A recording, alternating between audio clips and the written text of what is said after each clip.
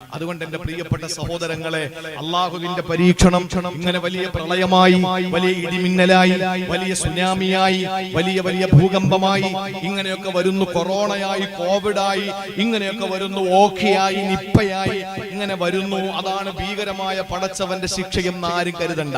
അള്ളാഹുവിന്റെ ശിക്ഷ വരാൻ ചെറിയ ചെറിയ ചില കാര്യങ്ങൾ മതി. ഒന്ന് രണ്ട് ഉദാഹരണങ്ങൾ പറഞ്ഞിട്ട് വിഷയത്തിന്റെ കാതലായ ഭാഗത്തേക്ക് നമുക്ക് മടങ്ങിപ്പോകാം.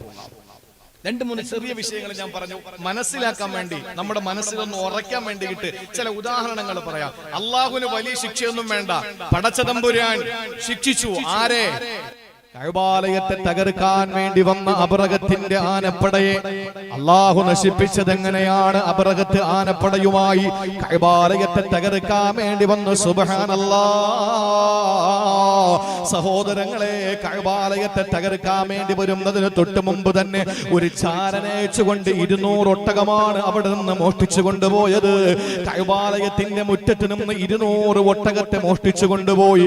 പാമ്പാടിക്കാരായ സഹോദരങ്ങളോട് ഒരു ഒട്ടകം എന്ന് പറയുന്നത് ആ കാലഘട്ടത്തിൽ ഒരു അറബിക്ക് ഒരു ഒട്ടകമുണ്ടെന്ന് പറഞ്ഞാൽ, ഇന്ന് നമ്മുടെ നാട്ടിൽ ഒരാൾക്ക് BMW, മെഴ്സിഡൻസ് ബെൻസോ, ഓഡി കാറോ, അതിനേക്കാളപ്പുറത്ത് ഏതെങ്കിലും ഫോർച്യൂണറോ അല്ലെങ്കിൽ മറ്റേതെങ്കിലും വില കൂടിയ കോടിക്കണക്കിന് രൂപ വില വരുന്ന ഏതെങ്കിലും ഒരു വാഹനം ഉള്ള ഒരാളുടെ പവറാണ് അന്ന് ഏതെങ്കിലും ഒരു അറബിക്ക് ഒരു ഒട്ടകമുണ്ടെങ്കിൽ. അതിൽ താഴ്ന്ന ചില ആളുകൾക്കാണ് കുതിര ഉണ്ടാവുക, അതിലും താഴ്ന്ന ആളുകൾക്കാണ് കഴുതകൾ ഉണ്ടാവുക.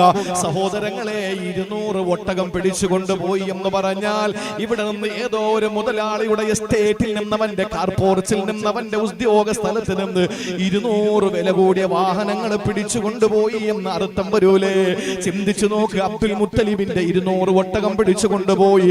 അവസാനം അവിടെ നിന്ന് പിടിച്ചു കൊണ്ടുപോയപ്പോൾ അബ്രഹത്ത് അതൊട്ടടുത്തുണ്ടെന്നറിഞ്ഞു. അങ്ങനെ അബ്ദുൽ മുത്തലിബ് ഓടി വരികയാണ്. അബ്ദുൽ മുത്തലിബ് നേരെ വന്നുകൊണ്ട് അബ്രഹത്തിന്റെ മുമ്പിലെത്തി. അബ്ദുൽ മുത്തലിബ് കടന്നു വരുമ്പോൾ മുത്തുനബിയുടെ പ്രിയപ്പെട്ട ഉപ്പാന്റെ ഉപ്പയല്ലേ, അബ്ദുള്ളയുടെ പ്രിയപ്പെട്ട വാപ്പയല്ലേ? അബ്ദുൽ മുത്തലിബിനെ കണ്ടപ്പോൾ എന്തോ ഒരു സൗന്ദര്യമാ, എന്തോ ഒരു സൗന്ദര്യമാ, എന്തോ ഒരു മുഖകാന്തിയാ, എന്തോ ഒരു ആകാര സൗഷ്ഠവമാ. അബ്ദുൽ മുത്തലിബിന്റെ സൗന്ദര്യം വല്ലാത്ത സൗന്ദര്യമാ. ആ സൗന്ദര്യം കണ്ടപ്പോൾ അബ്രഹത്തിന് അദ്ദേഹത്തെ നിലത്തിരുത്താൻ തോന്നിയില്ല. എന്ത് ചെയ്തെന്നറിയോ? ഈ അബ്രഹത്ത് പെട്ടെന്ന് തന്നെ തന്റെ ഇരിപ്പിടത്തിലേക്ക് വിളിച്ചിരുത്തുന്നത് അബസീനിയക്കാർക്ക് അത്ര ദഹിച്ചെന്ന് വരില്ല. അങ്ങോട്ട് ശ്രദ്ധിക്കണേ. അവസാനം എന്ത് ചെയ്തു? ഒരു ചെറിയ കമ്പളം വിരിച്ചു. എന്നിട്ട് ആ കമ്പളത്തിലേക്ക് അബ്രഹത്ത് ഇറങ്ങിയിരിക്കുകയാണ്. അബ്ദുൽ മുത്തലിബിനെ പിടിച്ച് നിലത്തിരുത്തുകയാ. എന്നിട്ട് അദ്ദേഹത്തോട് ചോദിച്ചു, അബ്ദുൽ മുത്തലിബേ, എന്താണ് വേണ്ടത്? ഞങ്ങൾ തകർക്കാം. ഞങ്ങൾ ഒരിക്കലും നിങ്ങളോട് യുദ്ധത്തിന് വന്നതല്ല, യുദ്ധം ചെയ്യൽ ഞങ്ങളുടെ ലക്ഷ്യവുമല്ല. ഞങ്ങൾ വന്നത് ഒരിക്കലും നിങ്ങളോട് യുദ്ധം ചെയ്യാൻ വേണ്ടിയിട്ടല്ല. ഞങ്ങൾ വന്നത് കഅബാലയത്തെ തകർക്കാൻ വേണ്ടിയിട്ടാ. ഞങ്ങൾ ഉണ്ടാക്കിയ ആരാധനാലയത്തിലേക്ക് ആളുകൾ വരുന്നില്ല. അതുകൊണ്ട് എല്ലാവരും ഇവിടെയാണ് വരുന്നത്. യമനിൽ നിന്ന്, ഷാമിൽ നിന്ന്, ബസറയിൽ നിന്ന്, കൂഫയിൽ നിന്ന് എല്ലാവരും വരുന്നത് ഇവിടെ തന്നെയാണ്. അതുകൊണ്ട് ഈ വരവൊന്ന് നിലനിർത്താൻ, ഈ വരവൊന്ന് നിർത്താൻ വേണ്ടിയിട്ട് ഞങ്ങൾ ഇതാ തീരുമാനമെടുത്തിരിക്കുന്നു. അതുകൊണ്ട് നിങ്ങൾ ഈ കഅബാലയത്തെ ഞങ്ങൾ പൊളിക്കാൻ പോകുന്നു എന്ന് പറഞ്ഞപ്പോൾ അബ്ദുൽ മുത്തലിബ് പറഞ്ഞതെന്തെന്നറിയോ? ഒന്ന് ചിന്തിക്കണേ സഹോദരങ്ങളെ, ഒരു നിമിഷം ഒന്ന് ആലോചിക്കണേ. ഈ അബ്ദുൽ മുത്തലിബ് അബ്രഹത്തിനോട് പറയുന്നു, അബ്രഹത്തെ, എന്റെ ഒട്ടകത്തെ ഇങ്ങ് തന്നെങ്കിൽ ഞാൻ അങ്ങ് പോകാമായിരുന്നു. ആ സമയത്ത് അബ്ദുൽ മുത്തലിബിനോട് അബ്രഹത്ത് പറയുന്നു, നിങ്ങളുടെ ഇബ്രാഹിമും ഇസ്മായിലും പണി കഴിപ്പിച്ച പരിശുദ്ധമായ കഅബാലയത്തെ ഞങ്ങൾ തകർക്കുമെന്ന് പറയുന്നു. ആ സമയത്ത് അബ്രഹത്തിനോട് അബ്ദുൽ മുത്തലിബ് പറയുന്നു, എന്റെ ഒട്ടകം തരുവോ, ഞാൻ അങ്ങ് പൊക്കോളാ. എന്റെ ഒട്ടകം തരുവോ, ഞാൻ അങ്ങ് പൊക്കോളാ. ആ സമയത്ത് വീണ്ടും പറഞ്ഞു അബ്രഹത്തെ. അബ്രഹത്ത് പറഞ്ഞു, അബ്ദുൽ മുത്തലിബേ, ഞങ്ങൾ കഅബ ശരീഫ് പൊളിക്കാൻ വേണ്ടി വന്നവരാ. വീണ്ടും അബ്ദുൽ മുത്തലിബ് പറയുന്നു, എന്റെ ഒട്ടകം തന്നെങ്കിൽ എനിക്ക് പോകാമായിരുന്നു. അവസാനം അബ്ദുൽ മുത്തലിബിനോട് അബ്രഹത്ത് ചോദിച്ചു, എന്തേ കഅബാലയത്തെ പൊളിക്കുമെന്ന് പറഞ്ഞിട്ട് അതിന് മറുപടിയില്ല. നിങ്ങൾ പറയുന്നു എന്റെ ഒട്ടകം, എന്റെ ഒട്ടകം, എന്റെ ഒട്ടകമെന്ന്. അതുകൊണ്ട് ഞാൻ ചോദിക്കുകയാണ്, നിങ്ങൾക്ക് കഅബാലയത്തോട് കൂറൊന്നുമില്ലേ? ഈ പറയുന്ന കഅബ ശരീഫിനോട് നിങ്ങൾക്ക് ഇഷ്ടമൊന്നുമില്ലേ? സഹോദരങ്ങളെ, ഈ ചോദ്യം അങ്ങോട്ട് ചോദിക്കുമ്പോൾ പൊന്നാര നബി തങ്ങളുടെ പ്രിയപ്പെട്ട ഉപ്പ അബ്ദുള്ളയുടെ പ്രിയപ്പെട്ട ഉപ്പ അബ്ദുൽ മുത്തലിബ് ആ അബ്രഹത്ത് എന്ന് പറയുന്ന അവിടത്തെ ആനപ്പടയുമായി കടന്നു വന്ന അബ്രഹത്തിനോട് പറഞ്ഞതെന്തെന്നറിയോ? ഒട്ടകം എന്റേതാണ്, കഅബാലയം പടച്ചവന്റേതാണ്. ഒട്ടകത്തിന്റെ കാര്യം ഞാൻ നോക്കിയാ മതിയല്ലോ, കഅബാലയത്തിന്റെ കാര്യം അവൻ തന്നെ നോക്കിക്കോളൂ. അവൻ തന്നെ നോക്കിയില്ലേ? അല്ലാഹ് ചോദിക്കുന്നു, അലം തറ കൈഫ ഫഅല റബ്ബുക ബിഅസ്ഹാബിൽ ഫീൽ അലം യജ്അൽ കൈദഹും ഫീ തദ്ലീൽ വഅർസല അലൈഹിം طيرا أبابيل ترميهم بحجارة من سجيل فجعلهم كعصف مأكول. അബ്രഹത്തിന്റെ ആനപ്പടയെ അല്ലാഹ് നശിപ്പിച്ചത് എങ്ങനെയാണ്? ചെറിയ ചെറിയ കിളികളെ കൊണ്ട്, കുരുവിക്കൂട്ടങ്ങളെ കൊണ്ട് അല്ലാഹു തആല നശിപ്പിച്ചു കളഞ്ഞു. എങ്ങനെയായി അവരെന്നറിയോ? കഅസ്ഫിൻ മഅകൂൽ, ചതച്ചരയ്ക്കപ്പെട്ട വൈക്കോൽ കൂട്ടങ്ങളെ പോലെ ആ അബ്രഹത്തും ആനപ്പടയും കൂട്ടവും നശിച്ച് നാമാവശേഷമായി മാറി. അതിന്റെ കാരണം എന്തെന്നറിയോ? പടച്ചതമ്പുരാന് കരയിലെ ഏറ്റവും വലിയ ജീവി ഏതാണ്? കരയിലെ ഏറ്റവും വലിയ ജീവി ഏതാണ്? അതങ്ങ് ആഫ്രിക്കയിലുള്ള ആളും പറയും, അങ്ങ് മൊറോക്കയിലുള്ള ആളും പറയും, അങ്ങ് എത്യോപ്യയിലെ ആളും പറയും, ഇങ്ങ് ഇന്ത്യ രാജ്യത്തെ ആളും പറയൂ. എവിടെയുമുള്ള മനുഷ്യർ പറയും, ആകാശത്തിന്റെ ചുവട്ടില് ഭൂമിയുടെ മുകളിൽ ഏറ്റവും വലിയ ജീവി ഏതാ? ദിനോസറിന്റെ കാലം കഴിഞ്ഞു പോയി. ഏറ്റവും വലിയ ജീവി എന്ന് പറയുന്നത് ആനയാണ്. ആ ഏറ്റവും വലിയ ജീവിയായ ആനപ്പടയെ മുൻനിർത്തിയിട്ട് കടന്നു വന്ന അബ്രഹത്തിനെ അല്ലാഹു നശിപ്പിക്കാൻ പടച്ചതമ്പുരാൻ മറ്റൊരാനെ ഇറക്കിയില്ല. അല്ലാഹു നശിപ്പിച്ചത് അല്ലാഹുവിന്റെ ഖുർആൻ പറഞ്ഞതുപോലെ ചെറിയ അബാബീൽ പക്ഷികളെ കൊണ്ടാണ്. അല്ലാഹു തആല കുരുവി കൂട്ടങ്ങളെ കൊണ്ടാണ് നശിപ്പിച്ചത്. അല്ലാഹു നശിപ്പിക്കാൻ സുനാമി വേണമെന്നില്ല. അല്ലാഹുവിനെ നശിപ്പിക്കാൻ വലിയ വലിയ ഏതെങ്കിലുമൊക്കെ പേമാരിയുടെ രൗദ്രത വേണമെന്നില്ല. അല്ലാഹുവിനെ നശിപ്പിക്കാൻ കോവിഡ് എന്ന ഭീകരമായ രോഗം വേണമെന്നില്ല. എന്തുകൊണ്ടാണ് കഅബാലയത്തെ അല്ലാഹു തആല രക്ഷപ്പെടുത്തിയത്? അബ്ദുൽ മുത്തലിബ് കഅബാലയത്തിന്റെ ആ പരിശുദ്ധമായ കഅബാലയത്തിന്റെ ചങ്ങല വലിച്ചുകൊണ്ട് കഅബാലയത്തിന്റെ മുന്നിൽ ചങ്ങല തൂക്കിയിട്ടിട്ടുണ്ടായിരുന്നു. ആ ചങ്ങല ഇങ്ങനെ പിടിച്ചു. എന്നിട്ട് അബ്ദുൽ മുത്തലിബ് പറഞ്ഞതെന്തെന്നറിയോ? യാ റബ്ബി ലാ അർജൂലഹും സിവാക യാ റബ്ബി ഫംന മിൻഹും ഹിമാക ഇന്ന അദുവൽ ബൈതി മൻ ആദാക ഫംനഉഹും അൻ യുഖ്രിബു ഖുറാക യാ റബ്ബി ലാ അർജൂ ലഹും സിവാക. അവർക്കെതിരായിട്ട് എനിക്ക് നിന്നോടല്ലാതെ ചോദിക്കാൻ ആരുമില്ല പടച്ചവനെ. ഇതാരാണ് ചോദിക്കുന്നത് പറയുന്നതെന്ന് ചിന്തിക്കണേ. അബ്ദുൽ മുത്തലിബിന്റെ കാലത്താണ്. അന്ന് ഹബീബായ നബി തങ്ങൾ ഒരിക്കലും ഉദയം ചെയ്തിരുന്നില്ല. ആ കാലഘട്ടത്തിൽ അല്ലാഹുവിനോട് അബ്ദുൽ മുത്തലിബ് പറയുന്നു, എനിക്ക് നിന്നോടേ ചോദിക്കാനുള്ളൂ. കാരണം യാ റബ്ബി ഫംന മിൻഹും ഹിമാക, അവരിൽ നിന്ന് നിന്റെ പരിശുദ്ധ കഅബാലയത്തെ സംരക്ഷിക്കേണ്ടത് നീ തന്നെയാണ്. ഇന്നാ അദുവൽ ബൈതി മൻ ആദാക ഫംനഉഹും ഇൻ ഐ യുഖ്രിബു ഖുറാക. നിന്റെ പരിശുദ്ധമായ ഈ നാടിനെ നശിപ്പിക്കാൻ ഇതാ അബ്രഹത്ത് ആനപ്പടയെടുത്തു കൊണ്ട് വന്നിരിക്കുകയാ. ആനപ്പടയെ നശിപ്പിക്കണേ പടച്ചവനെ എന്നൊരൊറ്റ ദുആ അബ്ദുൽ മുത്തലിബ് അവിടെ നിന്ന് കഅബാലയത്തിന്റെ ചങ്ങല കൂട്ടങ്ങളിൽ പിടിച്ചുകൊണ്ടെന്ന് ദുആ ചെയ്തപ്പോൾ അല്ലാഹ് പറഞ്ഞു, അതിനെ അങ്ങ് നശിപ്പിച്ചു കളഞ്ഞു. സഹോദരങ്ങളെ, പടച്ചവന് ചെറിയ ചെറിയ പൈനാക്കിളികൾ മതി, ചെറിയ ചെറിയ കുരുവിക്കൂട്ടങ്ങൾ മതി, ചെറിയ ചെറിയ പക്ഷികൾ മതി. ഇതിലും മുഫസ്സിരീങ്ങൾ പറയുന്നത് ഇത് വലിയ വലിയ ചെറിയ ചെറിയ കുരുവിക്കൂട്ടങ്ങളല്ല, ചെറിയ ചെറിയ ചില ഫംഗസുകളായിരുന്നു, ചില വൈറസുകളായിരുന്നു എന്നവരെ പറയുന്നുണ്ട്.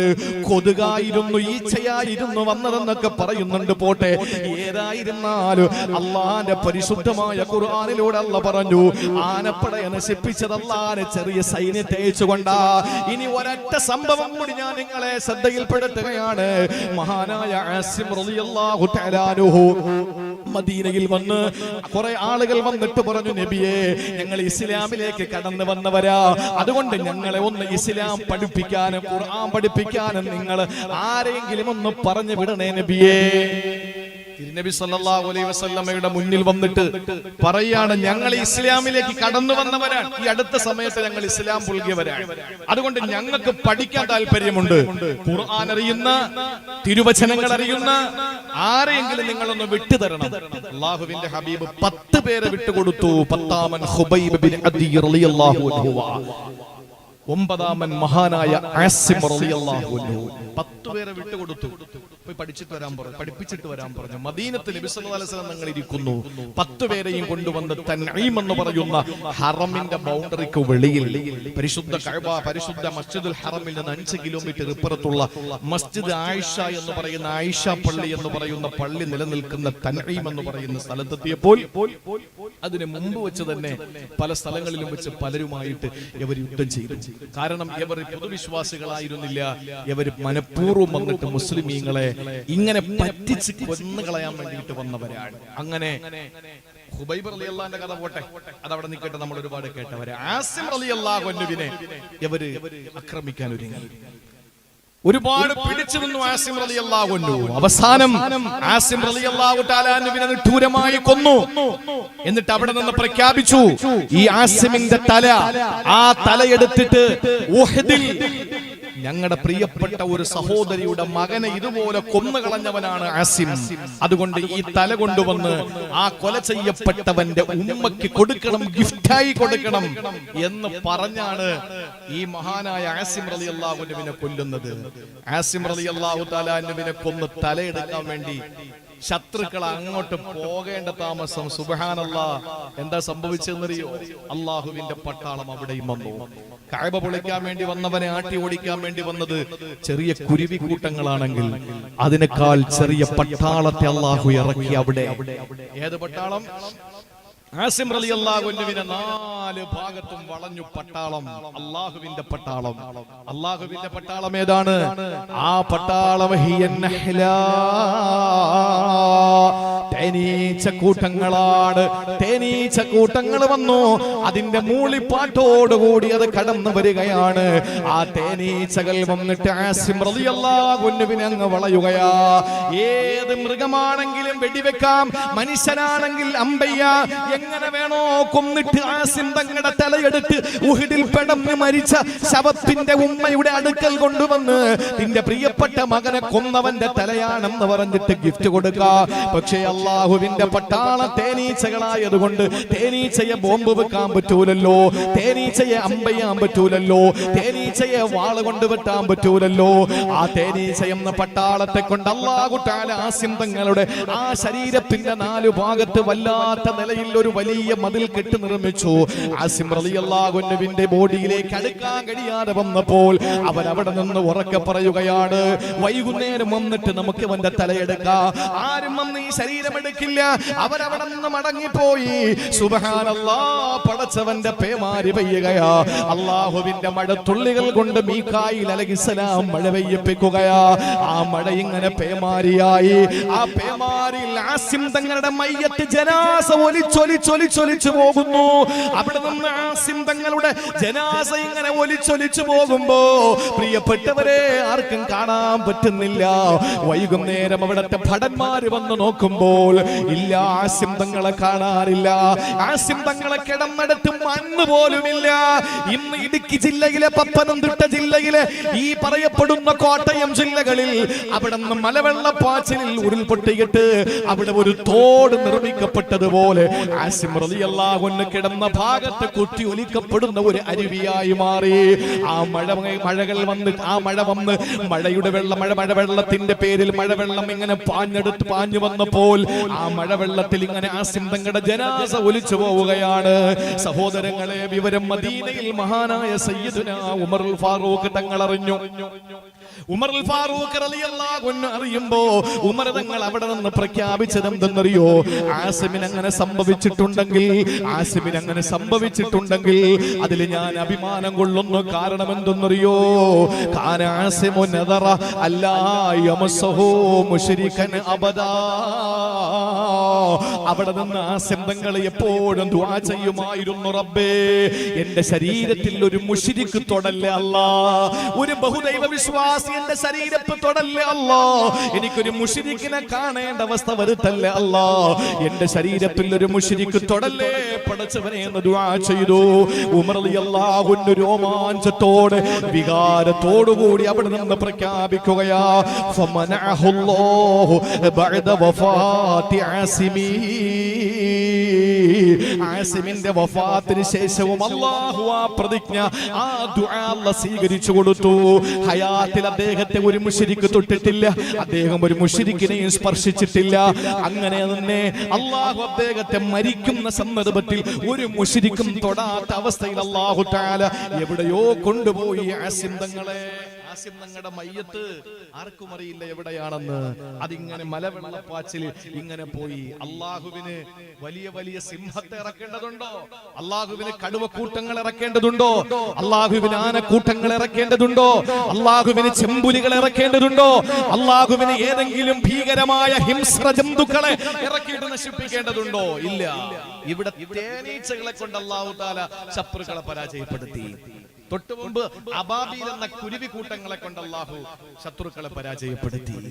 അതുകൊണ്ട് അല്ലാഹുവിന്റെ ശിക്ഷ വരുമെന്ന് പറയുമ്പോൾ അഫഅമിന അഹ്ലുൽ ഖുറാ അൻ യഅതിയഹും ബഅസുനാ ബയാതൻ വഹും നായിമൂൻ അഫഅമിന അഹ്ലുൽ ഖുറാ അൻ യഅതിയഹും ബഅസുനാ ളുഹൻ വഹും യൽഅബൂൻ. അതാ നമ്മൾ പറഞ്ഞു വന്നത്. പകലും രാത്രിയിലും നമ്മൾ കളിക്കുകയും കിടക്കുകയും ചെയ്യുമ്പോൾ നമ്മുടെ ജീവിതത്തിൽ അല്ലാഹുവിന്റെ പരീക്ഷണങ്ങൾ വരില്ല എന്ന നിർഭയത്തോടു കൂടി ജീവിക്കാൻ നമുക്ക് കഴിയില്ല. കാരണം അല്ലാഹുവിന്റെ പരീക്ഷണം വരും. അതിന് വലിയ എന്തെങ്കിലും ഭീകരമായ പരീക്ഷണം തന്നെ ആകണമെന്നൊന്നുമില്ല. അതിന് ഏറ്റവും വലിയ തെളിവാണ് കോവിഡ് വൈറസ്. ഞാൻ പറഞ്ഞല്ലോ, കാണാൻ പറ്റില്ല. അതുകൊണ്ട് പ്രിയപ്പെട്ട സഹോദരങ്ങളെ, അള്ളാഹുവിന്റെ പരീക്ഷണങ്ങൾ വരും. ചെറിയ ചെറിയ പരീക്ഷണങ്ങൾ അള്ളാഹു തന്നുകൊണ്ടിരിക്കും. ബനൂ ഇസ്രായേലികളെ സംബന്ധിച്ചിടത്തോളം അള്ളാഹു അവർക്ക് കൊടുത്ത നിഅമത്തുകൾക്ക് വല്ല കണക്കുണ്ടോ? മന്ന് സൽവ, ആകാശത്ത് നിന്ന് അള്ളാഹു ഭക്ഷണം ഇറക്കി കൊടുത്തു. മന്ന് സൽവ, ഏറ്റവും നല്ല ഭക്ഷണം മന്ന് സൽവ. അവസാനം നല്ല ഇറച്ചിയാണ്, കാടപ്പക്ഷിയുടെ ഇറച്ചിയാണ്. അപ്പൊ ഇതങ്ങോട്ട് ഇറക്കി കൊടുത്തപ്പോ അവര് പറഞ്ഞു, ഞങ്ങൾക്ക് വെജിറ്റബിൾ മതി എന്ന് പറഞ്ഞു. ഇപ്പോഴും ഞാൻ ചോദിക്കാൻ, നോൺ വെജാണോ വെജാണോ ഏറ്റവും ഹൈർ എന്ന് ചോദിച്ചാൽ കൃത്യമായി അള്ളാഹു പറഞ്ഞിട്ടുണ്ട് നോൺ വെജ് തന്നെയാണ്, ഒരു സംശയമില്ല. ഖുർആനാണ് സാക്ഷി അതിന്. അള്ളാഹു ചോദിച്ചു മൂസാ നബിയോട്, ചോദിക്കാത്തസ്തബ്ദിലൂന, നിങ്ങൾ പകരമാക്കുകയാണോ? ഹൈറായ ഭക്ഷണം നിങ്ങൾക്ക് തന്നപ്പോൾ ആ ഹൈർ അല്ലാത്ത ഭക്ഷണത്തെ കൊണ്ട് നിങ്ങൾ അള്ളാഹുവിനോട് പകരം ചോദിക്കുകയാണോ? അല്ലേ? കാടപ്പക്ഷിയുടെ ഇറച്ചി അല്ല കൊടുത്തു. അഥവാ അള്ളാഹു നല്ല ഒന്നാം തരം ഇറച്ചി കൊടുത്തപ്പോ അത് തിന്നിട്ട് പറയുന്നു, ഞങ്ങൾക്ക് ഇനി പച്ചക്കറി മതി. അവസാനം അല്ല പച്ചക്കറി കൊടുത്തു. കക്കരിക്ക, വെള്ളരിക്ക, ഉള്ളി, പയറ്, കക്കരിക്ക, വെള്ളരിക്ക, ഇതൊക്കെ താ പടച്ചോനെ എന്ന് പറഞ്ഞു. അള്ളാഹു ചോദിച്ചു, നിങ്ങൾക്ക് വട്ടുണ്ടോ? നിങ്ങൾക്ക് എന്തായി പറയുന്നത്? നിങ്ങൾക്ക് നല്ല ഭക്ഷണം കൊണ്ട് തന്നപ്പോ അത് വേണ്ട, നിങ്ങൾക്ക് ഇത് മതി എന്ന് പറയുന്ന നിങ്ങൾക്ക് ബോധമില്ലേ? അള്ളാഹു ചോദിക്കാൻ. നിങ്ങൾ നോക്കൂ എന്റെ പ്രിയപ്പെട്ട സഹോദരങ്ങളെ, ബനൂ ഇസ്രായേലിൽ അല്ലാഹു തആല അരുവികൾ തീർത്തുകൊണ്ട് അല്ലാഹു തആല അവർക്ക് സൗകര്യങ്ങൾ മുഴുവനും ചെയ്തു കൊടുത്തു. മേഘത്തെ അല്ലാഹു തണലാക്കി കൊടുത്തു. എല്ലാ സംവിധാനങ്ങളും കൊടുത്തിട്ട് അവർക്ക് നന്നായില്ല. നമുക്കും അല്ലാഹു എന്തൊക്കെ സൗഭാഗ്യങ്ങളാ തരുന്നത്! എത്ര സൗഭാഗ്യങ്ങൾ അല്ലാഹു തന്നു. ആ സൗഭാഗ്യങ്ങൾ മുഴുവനും നമുക്ക് പടച്ചവൻ തന്നിട്ട് നമുക്ക് വല്ല മാറ്റമുണ്ടോ? ഇതേ അവസ്ഥ ബനൂ ഇസ്രായേലികൾക്ക് ഉണ്ടായി. ഒരു മാറ്റവും ഇല്ല. മൂസാ നബിക്കെതിരെ പ്രവർത്തിക്കാൻ തുടങ്ങി, നാട്ടിൽ ഫിത്ന ഉണ്ടാക്കാൻ തുടങ്ങി, നാശം ഉണ്ടാക്കാൻ തുടങ്ങി. ആ സമയത്ത് അള്ളാഹു എന്ത് പരീക്ഷണം കൊടുത്തെന്നറിയോ? ആദ്യം നിങ്ങൾ ശ്രദ്ധിച്ച് കേൾക്കണം. ഇത് ഞാൻ പറയുന്നത് പ്രളയം, കൊടുങ്കാറ്റ്, പേമാരി, സുനാമി, ഓക്കി, ഇതൊക്കെ വരുമ്പോ നമ്മൾ ചിന്തിക്കും, പടച്ചോനെ ഇതിനേക്കാളും വലുത് ഇനി എന്താ വരാൻ? ഇതിനേക്കാളും വലുതില്ല. കാഴ്ചയിൽ ഇതിനേക്കാളും ചെറുതായിരിക്കും, പക്ഷെ പരീക്ഷണത്തിൽ വലുതായിരിക്കും. അതാണ് ഇപ്പൊ വന്ന ഏത് കോവിഡ് ഏറ്റവും വലുതല്ലേ? അള്ളാഹു ആദ്യം ഈ സമുദായത്തെ പരീക്ഷിച്ചത് എങ്ങനെയാണ്? ബനൂ ഇസ്രായേലിനെ പരീക്ഷിച്ച സൂറത്തുൽ അറാഫിൽ അള്ളാഹു പറയുന്നുണ്ട്, ആദ്യം അവരെ പരീക്ഷിച്ചത് ഫഅർസൽനാ അലൈഹിമുത് തൂഫാൻ, അള്ളാഹു അവർക്ക് പ്രളയം കൊടുത്തു. അള്ളാഹു അവരെ പ്രളയത്തിലാക്കി. വെള്ളം കയറി അവരുടെ കൃഷിപ്പാടങ്ങൾ മുഴുവനും നശിച്ചു പോയി. അവരുടെ കെട്ടിടങ്ങൾ മുഴുവനും തകർന്നു പോയി. അവരിൽ പലരും മുങ്ങിച്ചത്തുപോയി. ആ സമയത്ത് അള്ളാഹു അവർക്ക് പ്രളയം കൊടുത്തു. മൂസാ നബിയുടെ മുന്നിൽ വന്നിട്ട് പറഞ്ഞു, മൂസ നബിയേ ഉദ്ഉ റബ്ബക, പടച്ചവനോടൊന്ന് ദുആരക്ക്, ഞങ്ങൾ നന്നായി കൊള്ളാം, ഇനി ഞങ്ങൾ ധിക്കരിക്കൂല, ഇനി ഞങ്ങൾ ഒരു കുഴപ്പമുണ്ടാക്കൂല. അള്ളാഹുവിനോട് ഒന്ന് ദുആരക്ക് മൂസാ നബിയെ, ഈ പ്രളയം ഒന്ന് മാറ്റി തരാൻ പറ. മൂസാ നബി ദുആരന്നു, പ്രളയം മാറി. മൂസാ നബി ദുആരന്നു, പ്രളയം മാറി. പണ്ട് ഹൈദർ അലി ശിഹാബ് തങ്ങൾ മലപ്പുറം ഹൈസ്കൂൾ ഗ്രൗണ്ടില് മഴയെ തേടിയുള്ള നിസ്കാരത്തിന് നേതൃത്വം നൽകി. മഴയെ തേടിയുള്ള നിസ്കാരത്തിന് നേതൃത്വം നൽകി. തിരുവനന്തപുരത്ത് പല സ്ഥലങ്ങളിലും മഴയെ തേടിയുള്ള നിസ്കാരം നടന്നു. നമ്മുടെ പനവൂര് നടന്നു എന്ന് എനിക്ക് തോന്നുന്നു. അപ്പൊ പല സ്ഥലങ്ങളിലും മഴയെ തേടിയുള്ള നിസ്കാരം നടന്നു, അല്ലേ? പള്ളിയിൽ എല്ലാവരും ഉണ്ട്. എല്ലാവരും ദ്വാരക്കുന്നു, പടച്ചോനെ ഞങ്ങൾക്കൊരു തുള്ളി വെള്ളം കിട്ടിയില്ലെങ്കിലും കുഴപ്പമില്ല, ഞങ്ങളുടെ കണ്ണ് കാലിക്കെങ്കിലും ഒന്ന് വെള്ളം കിട്ടട്ടെ, ഞങ്ങളുടെ മൃഗങ്ങൾ ചത്തൊടുങ്ങാൻ പോകുന്നു, കുറച്ച് വെള്ളം കിട്ടണം പടച്ചോനെ എന്ന് ദുആ ചെയ്തു. അവസാനം മയ്യത്ത് നമസ്കാരം, അല്ല, മഴയെ തേടിയുള്ള നിസ്കാരം നടന്ന് ആ നമസ്കാരത്തിൽ ആത്മാർത്ഥമായി ദുആ ചെയ്തുകൊണ്ട് അവർ കൃത്യമായി അള്ളാഹുവിനോട് തേടി. അവസാനം എന്ത് സംഭവിച്ചു? അതുവരെ പള്ളിയിൽ കയറിയവനെ പിറ്റേന്ന് കാണാനില്ല. അപ്പൊ ചോദിച്ചു, എന്താ നീ പള്ളി വരാത്തത്? മഴയല്ലേ, പിന്നെ എങ്ങനെ പള്ളിയിൽ വരുമെന്നാ ചോദിക്കുന്നത്. ഇന്നലെ പള്ളിയിൽ കയറിയത് മഴ ഇല്ലാത്തത് കൊണ്ടാണ്. ദുആ ചെയ്ത് മഴ പെയ്തപ്പോ പിന്നെ മഴയല്ലേ, പള്ളിയിൽ എങ്ങനെ വരുമെന്ന് ഒന്ന് ചിന്തിച്ചു നോക്കി. മഴയെ തേടിയുള്ള നിസ്കാരം ഗ്രൗണ്ടിൽ ഇത്ര മണിക്ക് ഉണ്ടാവൂ എന്ന് പറഞ്ഞു. കമ്മിറ്റിക്കാർ സംഘടിപ്പിച്ചു, ഇമാം അനൗൺസ് ചെയ്തു, എല്ലാവരും നേരെ അങ്ങോട്ട് പോയി നിസ്കരിച്ചു. ഇമാമു ദുആ, കമ്മിറ്റിക്കാർ അതിലേറെ ആത്മാർത്ഥമായി ആമീൻ പറയുന്നു. നാട്ടുകാരൊക്കെ കൂട്ടക്കരച്ചിൽ. തിരിച്ചു വന്നപ്പോ ഭയങ്കര മഴ. ആ സമയത്ത് ഇമാം അടുത്ത കടയിലോട്ട് കയറി, മോദീൻ അതിന്റെ ഒപ്പം കയറി. കമ്മിറ്റിക്കാരെ കാണുന്നിടത്തൊക്കെ കയറി നിന്നു. നോക്കുമ്പോൾ ഒരു കൊച്ചുകുട്ടി കുടയും പിടിച്ച് നേരെ റാഹത്തായിട്ട് മുമ്പോട്ട് പോകുന്നു. അവ ചോദിച്ചാ, നീ കുട കൊണ്ടുവന്നു? ആരാ ചോദിക്കുന്നത്? ഇത് സംഘടിപ്പിച്ച് സംഘാടകർ ചോദിക്കുക, നീ കുട കൊണ്ടുവന്നു? അപ്പൊ ആ കുട്ടി പറഞ്ഞു, എനിക്കറിയാം നിങ്ങൾ ദുആ ചെയ്താൽ മഴ പെയ്യുമെന്ന്, അതുകൊണ്ട് ഞാൻ കുട കരുതി. പക്ഷെ ഇമാമിനും പള്ളി കമ്മിറ്റിക്കാർക്കും ആ ഒരു വിശ്വാസം ഇല്ല. കാരണം എന്താ? അവർക്ക് വിശ്വാസം ഉണ്ടെങ്കിൽ ഈ രണ്ട് കുട എടുക്കൂലേ? ഞങ്ങൾ പോയി ദുആ ചെയ്ത് തിരിച്ചു വരുമ്പോ മഴ പെയ്യുമെന്ന് ഈമാൻ ഉണ്ടെങ്കിൽ രണ്ട് കുട കൈ കരുതും, ഇല്ലേ? അപ്പൊ അതാണ് സംഭവം. നമ്മുടെ മനസ്സിൽ നമ്മൾ ഇപ്പൊ കാണുന്നത്, നമ്മൾ ജീവിതത്തിൽ അള്ളാഹു തരുന്ന പരീക്ഷണങ്ങളെ നാം പറയുന്നത് ഇതിലും വലുത് വരാൻ പോകുന്നു. അപ്പൊ വലുത് നമ്മൾ എന്താ ചിന്തിക്കുന്നു? വെള്ളം പൊട്ടി ഒഴുകി, ഡാം പൊട്ടി വെള്ളം വന്നു, അല്ലെങ്കിൽ ഉരുൾ പൊട്ടി, ഇതൊക്കെ ചെയ്യും. ഇനിയിപ്പോ എന്താ ഇനി പൊട്ടായിരിക്കുന്നത്? എന്തായാലും ആകാശപ്പ പൊട്ടൂല, അത് ഉറപ്പാ. സൂര്യൻ ഇപ്പോഴും വീഴാറായില്ല, അതിന് മുമ്പ് കുറെ അലാമത്തുകളുണ്ട്. അപ്പൊ ഇനിയിപ്പോ എന്താ പൊട്ടാനുള്ളത്? സുനാമി വന്നു, ഇനി അപ്പുറം എന്താ വരാനുള്ളത്? വെള്ളമല്ലേ കയറിയത്, അതിനപ്പുറം കടലിൽ വേറെ ഒന്നുമില്ലല്ലോ. എന്റെ പൊന്ന് സഹോദരങ്ങളെ, വലുതൊന്നും അള്ളാഹ്ക്ക് വേണ്ട. അതുകൊണ്ട് ഇവിടുത്തെ തർത്തീബ് നിങ്ങൾ നോക്ക്. ബനൂ ഇസ്രായേലിനെ നശിപ്പിക്കാൻ അള്ളാഹു ആദ്യം അയച്ചത് ഫഅർസൽനാ അലൈഹിമുത് തൂഫാൻ, ആദ്യം നാം അവർക്ക് പ്രളയം അയച്ചു. അങ്ങനെ പ്രളയത്തിൽ അവരെ മുക്കിക്കൊന്നപ്പോൾ മൂസാ നബി അലൈഹിസ്സലാമിനോട് വന്നിട്ട് ദുആ ചെയ്യിപ്പിച്ചു. മൂസാ നബി ദുആ ചെയ്തു, അള്ളാഹു ആ പ്രളയത്തെ മാറ്റിക്കൊടുത്തു.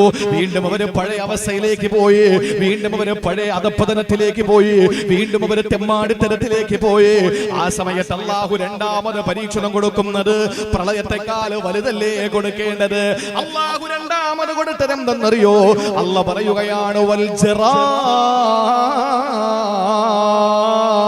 അള്ളാഹു നിപ്പ കൊടുത്തു പരീക്ഷിച്ചു. അള്ളാഹു നിപ്പ കൊടുത്തു പരീക്ഷിച്ചു. നിപ്പ ഏതിന്നുണ്ടാവുന്നേ? നിപ്പ ഉണ്ടാവുന്നേ നിങ്ങൾ ആലോചിച്ചു നോക്കൂ. അള്ളാഹു ചില പക്ഷികളുടെ, ആ പക്ഷികളിലൂടെ വൈറസ് പരത്തി.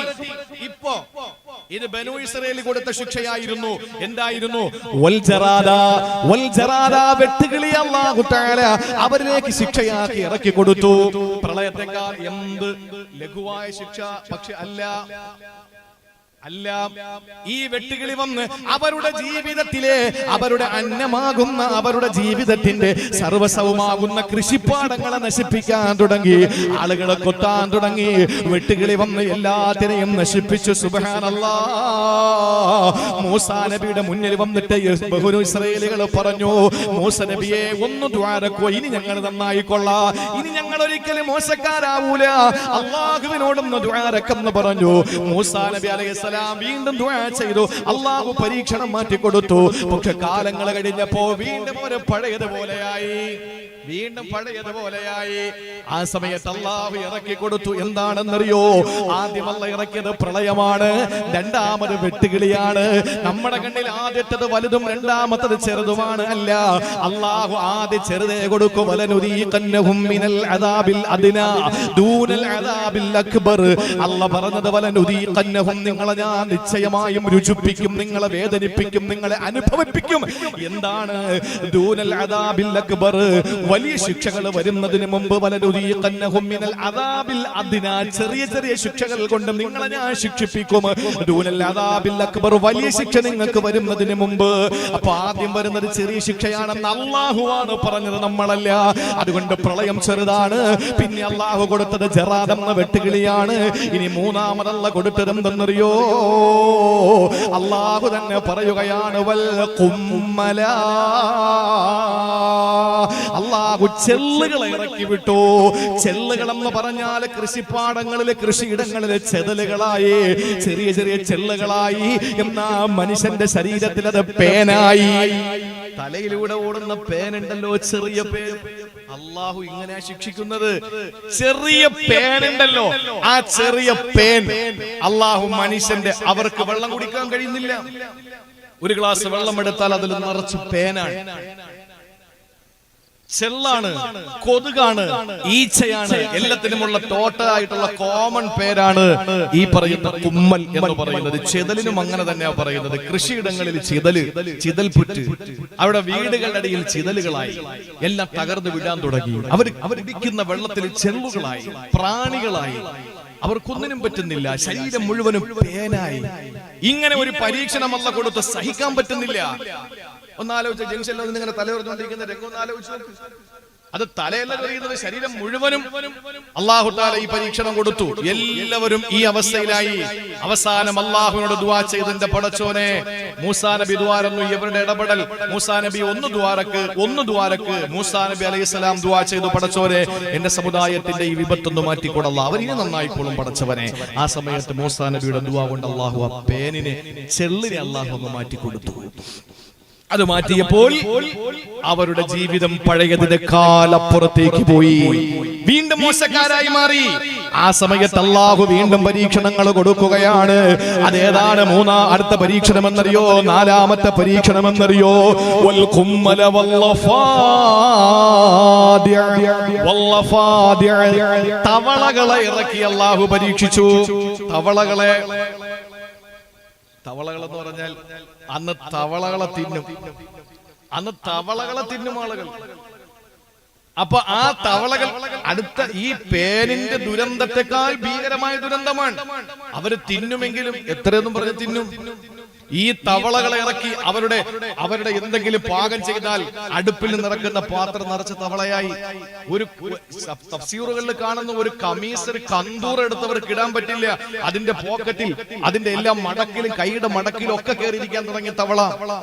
എവിടെ പോയാലും തവള. അവരുടെ മൃഗങ്ങളുടെ അവരുടെ മറ്റ് സംവിധാനങ്ങളുടെ, അവരുടെ യാത്രാ വാഹനങ്ങളുടെ എല്ലാത്തിലും തവളയായി. കുടിക്കാൻ പറ്റുന്നില്ല, തിന്നാൻ പറ്റുന്നില്ല. അള്ളാഹുവിന്റെ പരീക്ഷണം. കരഞ്ഞ് വീണ്ടും മൂസാ നബി എടുത്തുകൊണ്ട് പറഞ്ഞു, ഇനി ഒരിക്കലും ഞങ്ങൾ തെറ്റ് ചെയ്യില്ല മൂസാ നബിയെ, ഒന്നുകൂടി ഞങ്ങൾക്ക് ഒരു അവസരം കൊടുത്താ, ഒന്നുകൂടെ ദ്വാരക്കാൻ. എണ്ണി വെച്ചോ എത്ര? 3 പ്രളയം, 2.5 പ്രളയമുണ്ടായി. 2 പൂർണ്ണ പ്രളയവും ഒരു ഭാഗികമായ പ്രളയവും. എന്നിട്ട് അല്ലാഹു ഓക്കി തന്നു, നിപ്പ തന്നു, വൈറസ്, ഈ കോവിഡ് തന്നു. എന്നിട്ട് നന്നായില്ല. വീണ്ടും അല്ലാഹു ഒരു പ്രളയം തന്നു. ഇങ്ങനെ ഓരോന്ന് ബനൂ ഇസ്രായേലിന് കൊടുത്തതുപോലെ നമുക്ക് തന്നോണ്ടിരിക്കുക. പിന്നെ നമുക്കുള്ളൊരു ഭാഗ്യം എന്ന് പറഞ്ഞാൽ, അല്ലാഹു ഈ പരീക്ഷണങ്ങളൊക്കെ കൊടുക്കുമ്പോഴും നമ്മൾ അള്ളാഹുവിനോട് ദുആ ചെയ്യുന്നതിന് മുമ്പ് തന്നെ നമ്മൾ ആരും വലുതായിട്ട് ആത്മാർത്ഥമായി ദുആരക്കാൻ നമുക്ക് ദുആരക്കാൻ ടൈമില്ലല്ലോ. കാരണം നമ്മൾ TV ഓണാക്കി വെച്ചിരിക്കുകയാണ്. കാരണം എത്ര പേര് മരിച്ചു. പിറ കാണാൻ പോകുമ്പോൾ തന്നെ മൊബൈലിൽ നോക്കിയിട്ട് ഇങ്ങനെ കുനിഞ്ഞു നോക്കിക്കൊണ്ടിരിക്കുക. പിറ കണ്ട മലന്ന് ആകാശത്തിൽ നോക്കിയാലേ പുറ കാണോ? ഈ ദുനിയാവുള്ള മുഴുവനും മൊബൈൽ നോക്കിക്കൊണ്ടിരിക്കുക. പുറ കണ്ടെന്ന് എവിടെയെങ്കിലും ഇത് ആരെങ്കിലും ഒരാളെ മേപ്പോട്ട് നോക്കിയിരുന്നെങ്കിൽ കാപ്പാട് കണ്ടനെ. പക്ഷെ ഈ ജീവിതത്തിൽ നമുക്ക് അള്ളാഹു തന്ന പരീക്ഷണങ്ങൾ നമ്മുടെ പ്രിയപ്പെട്ട നാട്ടുകാര് പരിസര ജില്ലക്കാർ അനുഭവിച്ചു കൊണ്ടിരിക്കുമ്പോൾ ഒന്ന് ദുആ ചെയ്യാനും അവർക്ക് വേണ്ടി ഒന്ന് നിസ്കാരപ്പായിരിക്കാനും നമുക്ക് സമയമില്ല. നമ്മൾ നോക്കുന്ന ചാനലുകൾ മാറ്റി നോക്കുന്നു. അവിടെ എത്ര മരണം, ഇവിടെ എത്ര മരണം നോക്കിയിരിക്കുന്നു. പക്ഷേ നമ്മളെ ദുആയൊന്നും ഇല്ലാതെ അള്ളാഹു താല ടെസ്റ്റ് ഡോസുകൾ നടത്തി നമ്മളെ അള്ളാഹു താല ഒന്ന് ശുദ്ധീകരിച്ച് റബ്ബ് നമ്മളെ രക്ഷപ്പെടുത്തിക്കൊണ്ടിരിക്കുകയാണ്. അതുകൊണ്ടാണ് നമ്മൾ വീണ്ടും ഇവിടെ ഒരുമിച്ച് കൂടിയത്. കോവിഡ് ഒക്കെ വന്നപ്പോൾ ആരെങ്കിലും കരുതിയോ ഇനി ഇങ്ങനെ ഒരുമിച്ച് കൂടൽ? നമ്മളൊക്കെ ചിന്തിച്ചു അള്ളാഹ് ഇനി എല്ലാവരും മരിക്കാൻ, നമ്മളെല്ലാവരും മരിച്ചു പോകും എന്ന് പറഞ്ഞിട്ട് എല്ലാവരും ആ ഒരു തയ്യാറെടുപ്പിലായിരുന്നു. പക്ഷെ ഈ അവസ്ഥയിൽ വീണ്ടും നമ്മൾ വഅദിന്റെ മജ്‌ലിസുകൾ സജീവമാകുന്നു. നിങ്ങൾ ആലോചിച്ച് നോക്കൂ, അള്ളാഹു തന്ന നിഅമത്താണ്. ആരുടെയൊക്കെയോ ദുആ, ആരുടെയൊക്കെയോ പടച്ചവന്റെ മുന്നിൽ കൈ നീട്ടിയുള്ള ആത്മാർത്ഥമായ ദുആ, മുൻഗാമികളുടെ നമ്മുടെ ദുആ, ആ ദുആയുടെ ഫലം നമ്മുടെ നാടും അങ്ങനെ തന്നെ. കെ.എം. അബ്ദുൽ കരീം ഉസ്താദ് ഒക്കെ നമ്മുടെ നാടിന് വേണ്ടിയിട്ട് ദുആ ചെയ്തു പോയ ആ ഒരു ദുആയാണ് അൽഹംദുലില്ലാഹ് നമ്മൾ ഇപ്പോഴും നിന്നു പോകുന്നത്. വരുന്ന ബുധനാഴ്ച ഉസ്താദിന്റെ ആണ്ടാണ്. 14 വർഷം 2007 ബഹുമാനപ്പെട്ട ശൈഖുന കെ.എം. അബ്ദുൽ കരീം ഉസ്താദ് എന്ന് പറയുന്ന നമ്മുടെ ഒക്കെ ദർസിൽ ഉസ്താദ്, ബഹുമാനപ്പെട്ട നമ്മുടെ മഹാനായ ആ ശൈഖുന, അദ്ദേഹം ഈ ലോകത്തോട് വിട പറഞ്ഞു പോയി. നമുക്ക് അതിലപ്പുറം നമുക്കും ഇപ്പോഴും ആ നഷ്ടത്തിന്റെ കഥകൾ, ആ നഷ്ടത്തിന്റെ ആ വേദന നമുക്ക് ഇപ്പോഴും മനസ്സിലായിട്ടില്ല. പക്ഷേ നാളിതുവരെ നമ്മൾ ആ ഖബർ സിയാറത്ത് ചെയ്യും, നമ്മൾ അവിടെ കൂടും, നമ്മൾ കുറച്ച് ദിക്ർ ചൊല്ലും, ദുആ ചെയ്യും, എന്നിട്ട് നമ്മൾ പിരിയും. നമ്മുടെ മനസ്സിൽ ഇന്നും അബ്ദുൽ കരീം ഉസ്താദ് മറഞ്ഞിട്ടില്ല. നമ്മുടെ വീടുകളിൽ ഒരിക്കലും ദർസിലെ ഉസ്താദ് മാഞ്ഞു പോയിട്ടില്ല. നമ്മുടെ കുടുംബത്തിൽ ആർക്കും അദ്ദേഹം അന്യമല്ല. പക്ഷെ നാളത്തെ ഒരു തലമുറ ഇതാരാണ് ഈ കെ.എം. അബ്ദുൽ കരീം മൗലവി എന്ന് പറയുന്നത്, ആരാണിത് എന്ന ഒരു ചോദ്യചിഹ്നം ഉണ്ടാകും. നമുക്കത് പകർന്നു കൊടുക്കണം. അതുകൊണ്ട് ഇൻഷാ അല്ലാഹ് ഞങ്ങൾ പനവൂരിലെ പണ്ഡിതന്മാര്, ബഹുമാനപ്പെട്ട ഉസ്താദുമാരൊക്കെ നേതൃത്വം കൊടുക്കുന്ന അല്ലെങ്കിൽ ഉസ്താദുമാരോടൊക്കെ ആലോചിച്ചപ്പോൾ വർഷം തോറും അബ്ദുൽ കരീം ഉസ്താദിനെ സ്മരിക്കാൻ തീരുമാനിച്ചു. ആണ്ടിന് ഒരാണ്ട് മുടക്കാതെ എല്ലാ വർഷവും. അപ്പൊ വളർന്നു വരുന്ന തലമുറകൾ ചോദിക്കും ഇതാരായിരുന്നു. അപ്പൊ നമുക്ക് നമ്മുടെ മക്കൾക്ക് പകർന്നു കൊടുക്കാൻ കഴിയും. അവരുടെ മക്കൾക്ക് പകർന്നു കൊടുക്കും.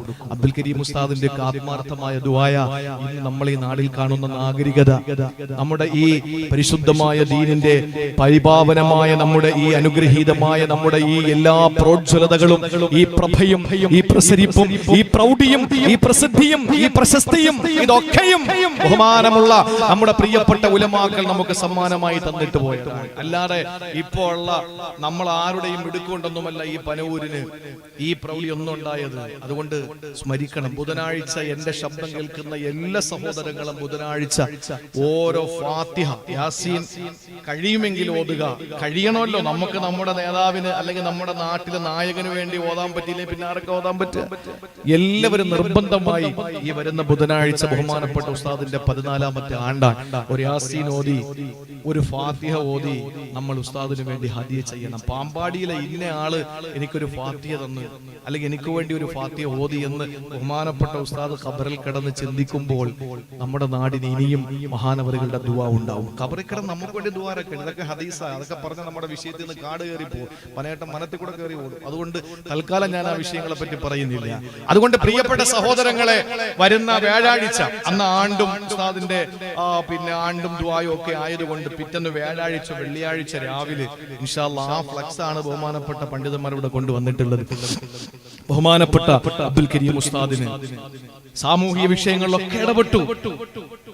ഇവിടുത്തെ നബിദിനാഘോഷങ്ങൾ, നബിദിന യാത്രകൾ, ഇതുപോലുള്ള കളർ ബൾബുകൾ, ഇതുപോലുള്ള കൊടിത്തോരണങ്ങൾ, ഇതുപോലെ ദാനിച്ചിട്ടിരിക്കുന്ന പൂപ്പന്തലുകൾ, പനവൂരിനെ മുഴുവനും വെള്ള പൂപ്പന്തലിലും പച്ച പൂപ്പന്തലിലും ഒക്കെ ആക്കി നിർവൃതിയിലാക്കിയ ബഹുമാനപ്പെട്ട കെ.എം. അബ്ദുൽ കരീം ഉസ്താദ് നാടിന്റെ എല്ലാ ഉന്നമനത്തിന് മുമ്പന്തിയിലായിരുന്നു. നമ്മുടെ നാട്ടുകാരനാണോ? ഇടുക്കി ജില്ലക്കാരനായ ആ ബഹുമാനപ്പെട്ട ഉസ്താദ് നമ്മുടെ നാട്ടിൽ വന്ന് നമ്മുടെ നാടിന് നാഗരികത ഉണ്ടാക്കി, നല്ല ഒരു ഭാവി ഉണ്ടാക്കിയിട്ട് പോയി.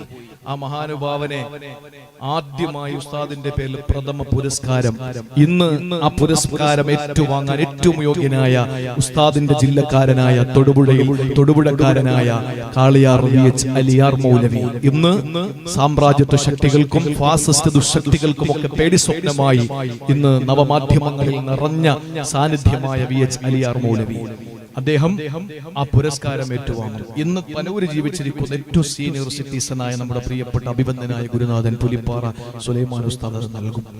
ശേഷം ഉസ്താദിനെ അനുസ്മരിച്ചുകൊണ്ട് നമ്മളല്ല പറയേണ്ടത്, ഉസ്താദ് ഇവിടെ ഒരു നല്ല ഒരു ഇമാമിനെ കൊണ്ടുവന്ന് നമ്മുടെ പരിശുദ്ധമായ ഈ പനവൂർ മുസ്ലിം ജമാഅത്തിന്റെ ആ തനതായ ശൈലിയിൽ, തഴവാ ഉസ്താദിന്റെ പാട്ട് തന്നെ പറയുന്നത്, ആദിന്റെ കൗമിന് തന്നെയും മതി ബാബിദ്, ആദിന്റെ കൗമിന് തന്നെയും മതി ബാബിദ്.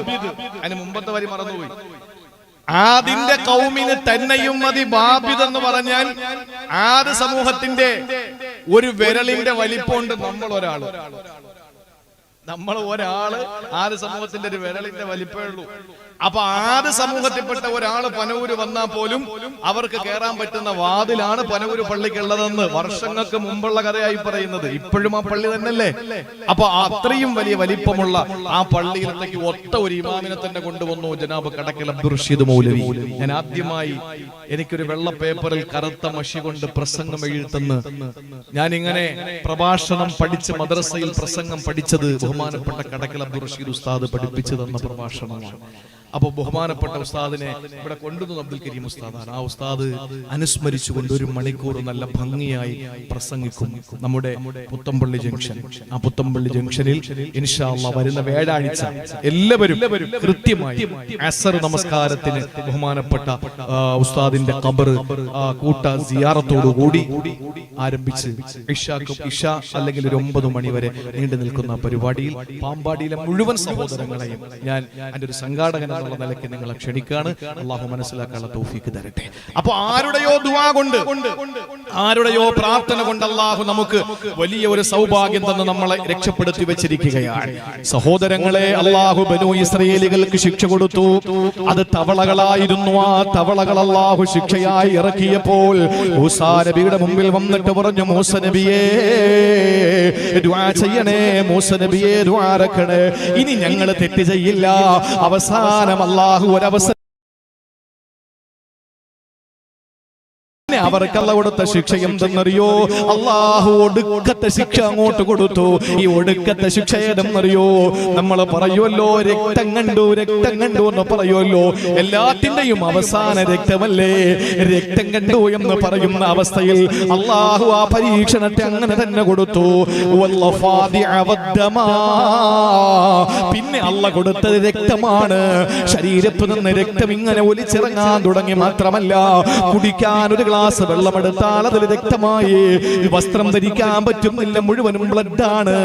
ആളുകൾക്ക് ഇങ്ങനെ ബ്ലീഡിങ്ങിന് പുറത്ത് ആളുകളുടെ ശരീരത്തിൽ മാത്രമല്ല, അവർ കുടിക്കാൻ വേണ്ടി ഒരു ഗ്ലാസ് വെള്ളമെടുക്കുന്നു. പക്ഷെ ഒന്ന് നിങ്ങൾ അറിയണേ, ഈ ശിക്ഷ ഇത്രയും കൊടുത്തപ്പോൾ ധിക്കാരികൾക്ക് മാത്രമാണല്ല ശിക്ഷ കൊടുത്തത്.